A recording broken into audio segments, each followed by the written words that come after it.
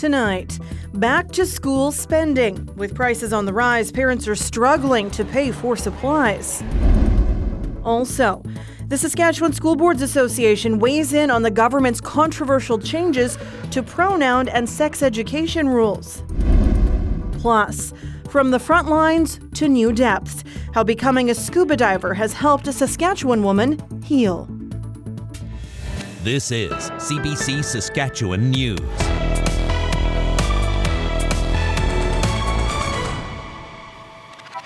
It is Friday, August 25th, and the CBC Saskatchewan News starts right now. Good evening and thank you for watching. School starts up in just a couple weeks, and many parents say rising prices are making it tough to buy school supplies. Luckily, there are a few places offering help. Shlok Talati reports. Matt Cowbell has two children, one in grade 5 and another in grade 11. Normally, he says back-to-school expenses can cost him up to $1,000. That's why he's come to Saskatchewan's White Buffalo Youth Lodge for free supplies. Being on permanent disability, it doesn't pay for groceries even. So, yeah, there's things like this. It's such a huge blessing to have people donate their time, energy, and products that are unattainable otherwise. In Regina, a similar scene at the North Central Family Centre, where hundreds showed up for a barbecue and a backpack giveaway. There's quite a lineup for the backpacks, so it'll be our turn soon. Catherine Clubb has 4 children heading back to class next month. She says she doesn't have the luxury of buying everything on her kids' school supply lists, and instead, she has to make a difficult choice. What do I choose? Do I choose to put food in my kid's belly and a roof over their head, or do I sacrifice that so that I can spend, $200 on supplies for my kids? Both backpack giveaway events had huge turnouts. Organizers say giving out the school supplies in this way helps kids feel excited about back to school and sets them up for success. For parents, it takes some of their stress away. Cost of living has gone up. Things are a lot more tough these days. There's a lot more programs needed. There's a lot more support needed. Financially, things are tough for a lot of people out there. Event organizers say they're grateful to people and businesses that have donated bags and supplies. You're out here, everybody's smiling, having a great time. Bless everybody. Cowbell says he's also grateful and excited to send his kids back to class feeling good about what they have. Shlok Talati, CBC News, Regina. For some context, this year the cost of living is up across the board, and here in Saskatchewan, it's above average. Nationally, inflation is down to its lowest rate in more than 2 years, but as you can see in this province, it's still higher. Last month, Stats Canada data showed Saskatchewan's inflation rate at 3.3%. Only BC and Quebec have higher rates. Data also shows food costs have increased by more than 7% since last year. Shelter and healthcare are also up 6% year over year. The start of the school year is also a busy time for our province's food banks.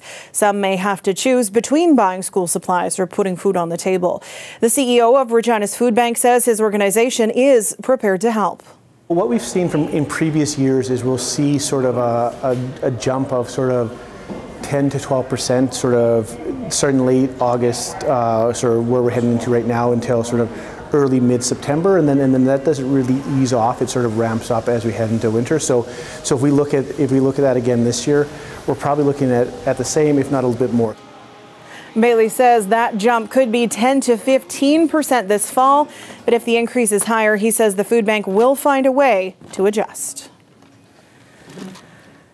The Saskatchewan School Boards Association is responding to the province's new school policies relating to pronoun use and sex ed in schools. Parental permission is now required if kids want to use a different name or pronoun in class. Parents can also pull their kids out of sex ed if they want. The School Boards Association sent a letter to the Education Minister asking for a pause on the policies as the beginning of the school year approaches. It says it wants a complete review and report from the Saskatchewan Children's Advocate and more consultation. We started hearing from boards about their concerns. Certainly concerns about the process, the lack of consultation. This is being described as a bombshell by some of our boards because we weren't involved in the consultation around any of these policy shifts. It's unclear what will happen if teachers don't follow the regulations. Smith Windsor says that's one of the questions that needs to be clarified before the policies are enacted. Muscopetang Soto Nation has settled a decades-old land claim. The band will receive $150 million in compensation. In 1909, the federal government illegally seized half of their reserve land, a total of more than 18,000 acres. Muscopetang's chief says the initial claim against the federal government was made in the 1990s. She's glad it's finally over. Very happy with the conclusion. A lot of our people worked so hard, our past leaders. I look back at when my mom was in council. I remember being a teenager and her telling me that they were putting in a claim to take the government to court.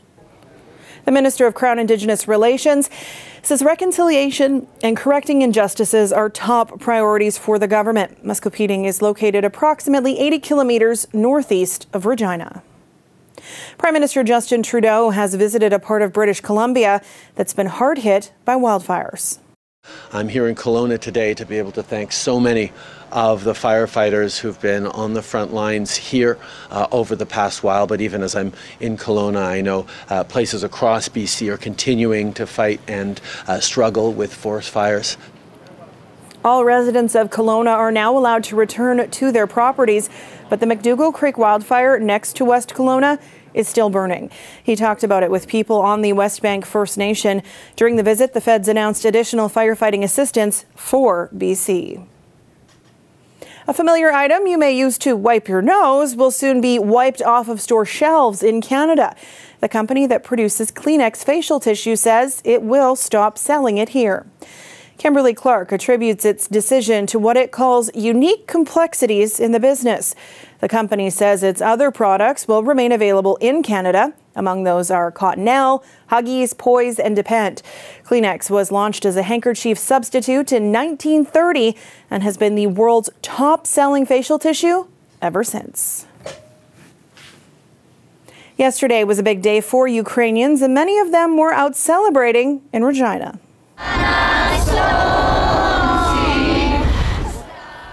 People of all ages were here to celebrate the 32nd anniversary of Ukraine's independence. Along with singing the national anthem, the group held a walk and a rally.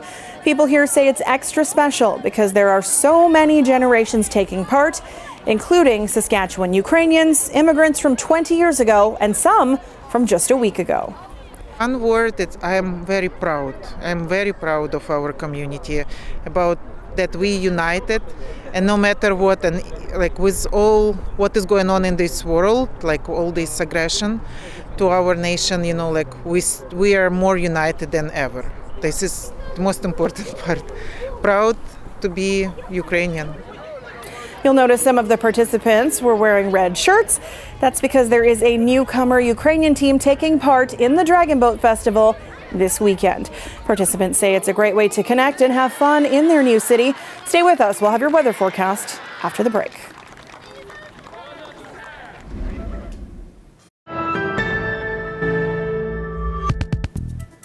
Caribou numbers are dwindling across Canada, but a herd in northern Manitoba is doing well, and researchers want to know why. They're studying the Cape Churchill herd to see whether there's information that could help caribou elsewhere. Bartley Kivas has that story. These are members of the Cape Churchill caribou herd, which spends its summers in the open tundra of Wapusk National Park. This herd is believed to be stable. For decades, it's numbered around 1,000 to 3,000 animals. That's pretty unique for most caribou populations, as most caribou populations across Canada are in decline. Scientists like Russell Turner believe the Cape Churchill herd is doing well because its summer calving grounds are inside the park. The protection of the core calving ground here in Wapusk National Park could be one of the main reasons for a stable population. But that's just a hypothesis. Scientists want to know for sure. So Parks Canada, the University of Saskatchewan, and the Manitoba Métis Federation have set up a series of motion-activated wildlife cameras in and around Wapusk. We have 92 trail cameras deployed on the landscape to try and understand when and where caribou utilize different areas of the park. Those cameras collected 68,000 images last year, mostly of caribou, but also other species like curious timber wolves. Some of the cameras also get trashed by the apex predators in the park. A polar bear bit through the motion sensor on our trail camera. But the main purpose of the cameras is to demonstrate the relationship between habitat protection and population health. If we're seeing caribou stable with a core calving grounds protected, then maybe that'll be another reason to establish a protected area in a core caribou calving grounds. This has implications for anywhere in Canada with caribou. Here in Manitoba, the Métis Federation wants to create an Indigenous protected area for caribou southwest of Wapusk. Right now, their calving areas are protected, so if we're able to protect their core overwintering grounds, that just adds another layer of protection to caribou. Parks Canada supports this idea. The province would also have to come on board. Bartley Kivas, CBC News in Wapusk National Park. This weather update is brought to you by Capital GMC Buick Cadillac. Employee pricing is on now.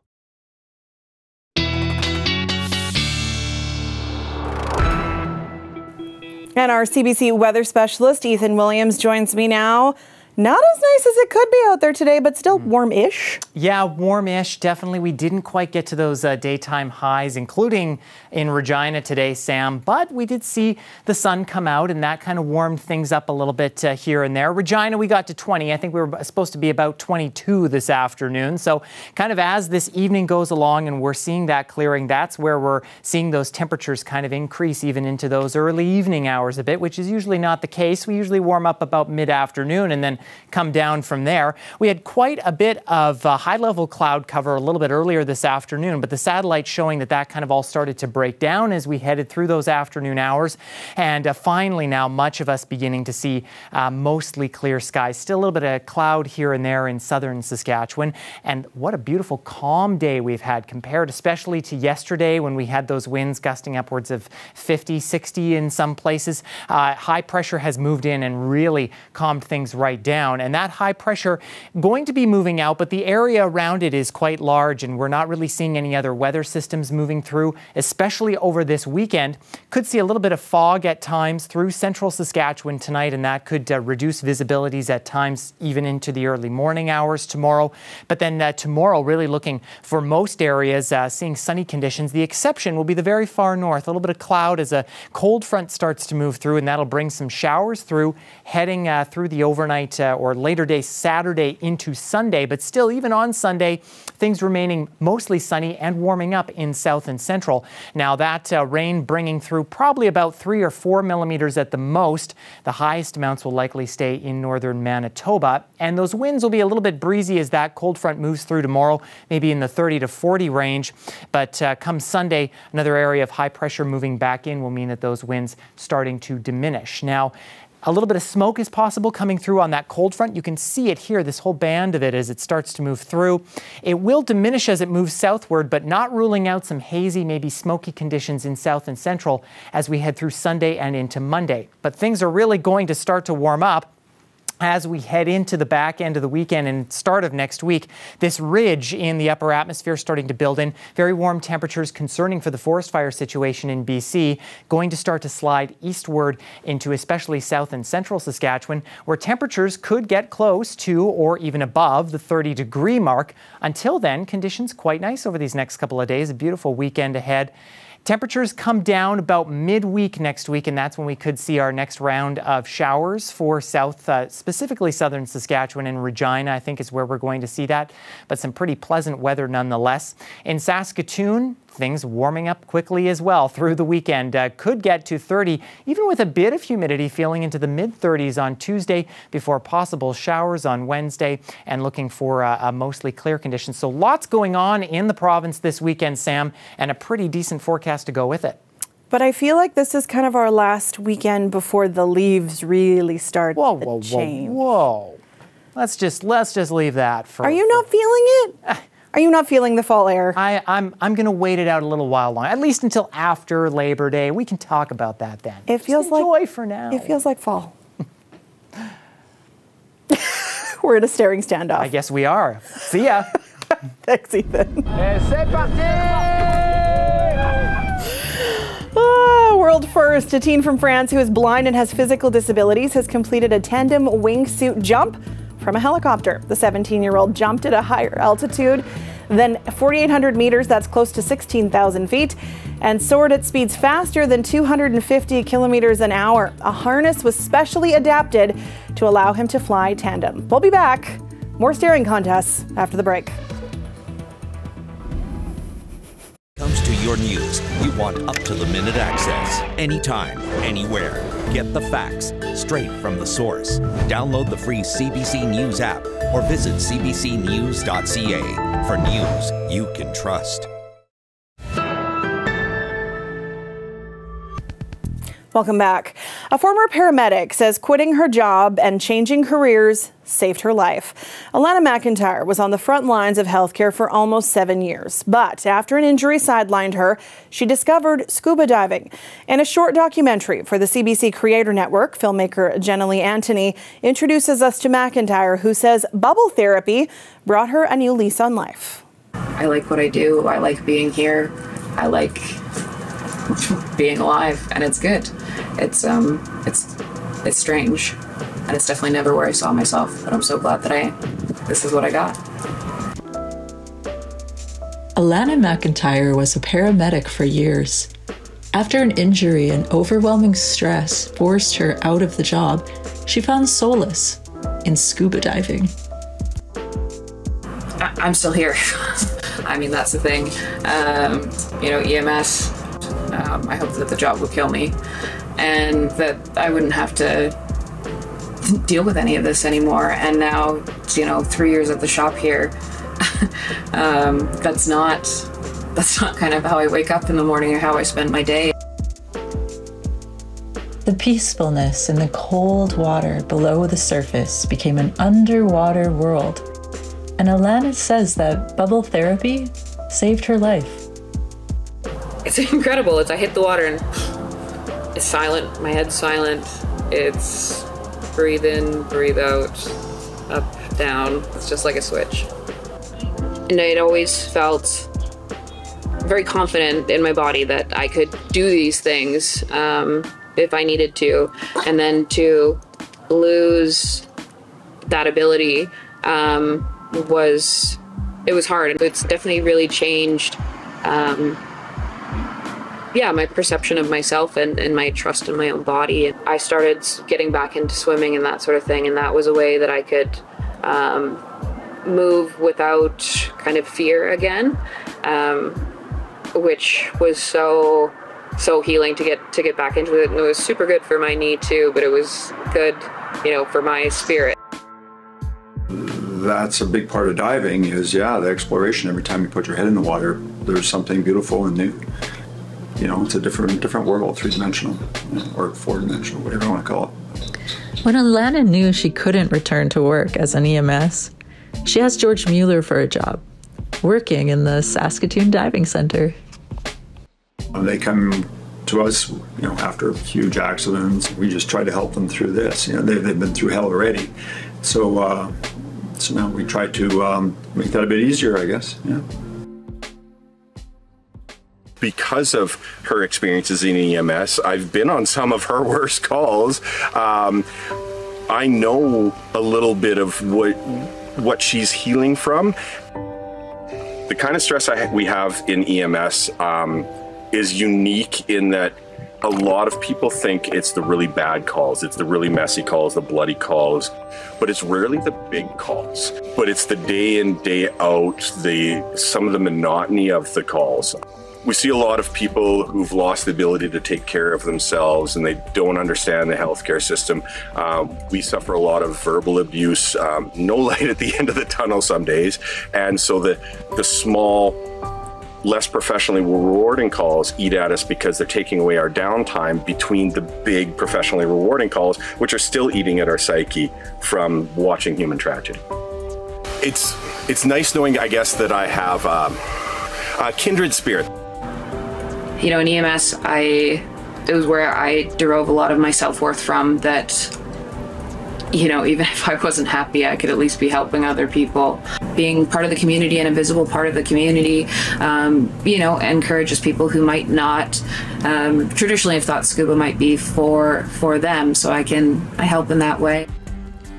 When Alana was a child, she dreamt of being a teacher. Now that she is getting her instructor certificate at the diving center, her dreams are coming true.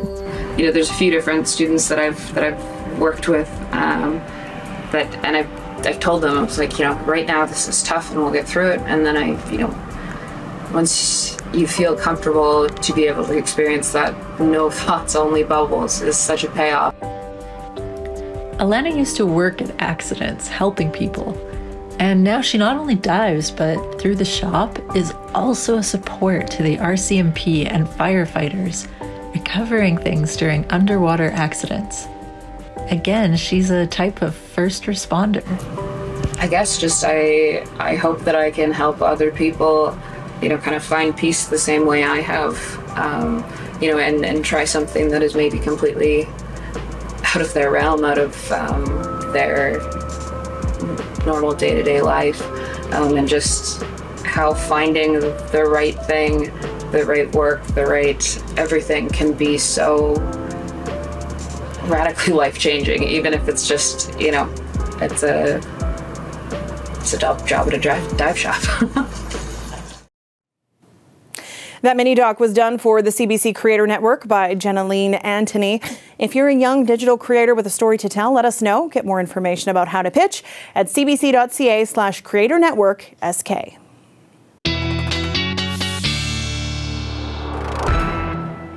And Ethan is back for a staring contest, or maybe one last look at weather. Yeah, and it's not fall-like weather, I can tell you that, Sam. No matter what you want, it's going to be 13 degrees at midnight in Regina tonight, looking at those mainly clear skies, and a nice morning tomorrow, mix of sun and cloud, but clearing through the afternoon. Now, if you heard me a little earlier today on the radio, we were supposed to be down at the Dragon Boat Festival in Regina. We had a technical issue, unfortunately couldn't make it, but if you are headed down tomorrow around the noon hour, looking quite nice, 22 with mostly sunny skies. Saskatoon looking for mainly clear conditions, pretty much the same as Regina. Sunny skies tomorrow. And as you heard earlier, it is the Ukrainian independence celebrations this week, and Ukrainian Day in the Park is happening tomorrow in Saskatoon as well. And those temperatures and conditions looking beautiful as well, Sam. Summer-like even. Yes, very much so. Thanks, Eben. You bet. Before we leave you tonight, an annual festival is back in Regina, and it has nothing to do with the two that Ethan just mentioned. Nuit Blanche is a nighttime arts festival that runs from sunset to midnight, tomorrow night only. It features all sorts of art installations, including one that's all about flying high and staying fit. It's a form of fitness that's not very common, so it does wow your audience a little bit more. And you also really get to connect your own personal style and personality with the actual apparatus and sport itself. We describe it as a sport and an art mixed together because you will see us doing dance and that flowy, very storytelling way of art. We will be performing at Nuit Blanche. We're doing a performance about light, so we're portraying kind of being like insects or moths that are going towards the light. You'll see mainly the aerial hoop when you come and watch us, and we really like to connect with the audience when we do our performances, so you'll see lots of us waving and smiling at you often. Lots to check out in the province this weekend. That is it for us this week. For news anytime, head to cbc.ca/sask, visit our YouTube channel, or download the CBC News app. We'll be back with more local news and weather at 11. Thanks for watching. Have a great weekend.